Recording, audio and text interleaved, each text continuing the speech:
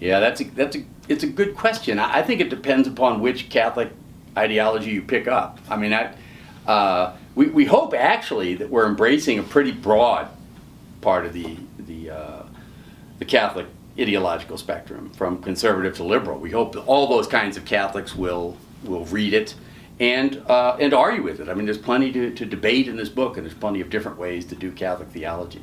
So we actually tried to write it in such a way that we met a kind of broad spectrum. But I mean, there's some what I would regard as truisms that it sort of focuses on that wouldn't be truisms for others. I mean, that theology, for example, is about God. I mean, that might sound like a truism, and in some ways it is for most people.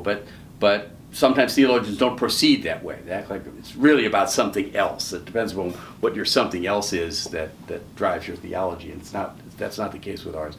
So I suppose people will, can pick it up, and you can look at what we have to say about, the child abuse crisis under the holiness of the church, or some contemporary topics, and different people will have different ideas about those. But that's part of, I think in both of our minds, theology proceeds in conversation in a community. It doesn't proceed by individuals or even two people just sort of saying this is what theology is. It has to catch on, as it were, in the church to count.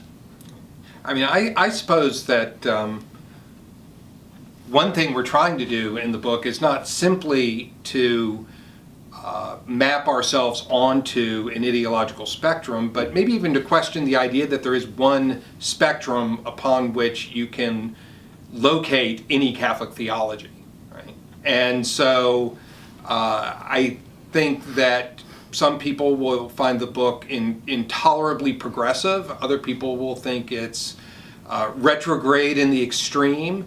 And I'm hoping other people will just find it interesting, even if they don't agree with everything in it. I mean, we try and be faithful to the teachings of the Church. It's an introduction to Catholic theology, not an introduction to Buckley and Bauerschmidt's theology.